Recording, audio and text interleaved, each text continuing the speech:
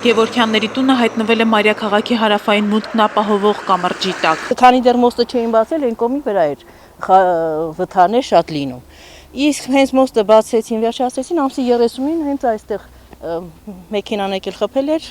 ստոլբին ուղակի, մեր բախտը բերել էր այնքանով, որ ստոլբին էր կպել։ Եթե ստոլբան չլիներ, պիտի ընկներ դեպի մեր տան վրա։ Ննջասենյակները այս կողմն է, երեխաներին ես վախենում եմ քնացնեմ այնտեղ։ Հիմնականում զալում են գալիս երեխաները քնում, որովհետև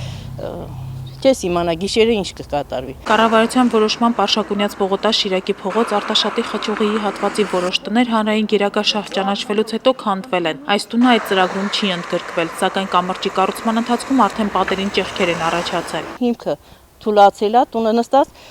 հյուր են գալիս, հյուրերը վախենում են։ Մենք կարծեն սովորել ենք այդ դղրդոցին, բայց ինչքան էլ սովորել ես, եթե մի հատ մեծ մեքենա է գնում 8 ժամի ու դու սկսում ես ցնցվել, ոնց որ ինչքան կարելի է այդ վիճակում ապրել։ Գևորգյանները դիմել են դատարան, սակայն հայցը վարույթ չի ընդունվել։ Պատճառաբանությամբ թե քաղաքապետարանը ցանկացել է լուծել խնդիրը արտաքին հարդարման աշխատանքներ կատարելով։ Տանտերերը չեն համաձայնվել, համարելով, որ սա հիմնովին լուծում չէ ու արդյունքում այդ աշխատանքները չեն իրականացվել։ Իսկ կամրջի շինարարության հետևանքով վնասվել է նաև տան նկուղը։ Պատալոկներն էլ, այս կողմի հիմնականում այս պատալոկներն էլ սաղ թափվեցին այդ դղրդոցից, այդ քանդելուց։ Ու ոչ մի անգամ չեկան չասեցին, մենք եկանչեցինք էլ ասեցին, որ դղրդում է, շարժում է տունը, նստել չի լինում, ապակիները,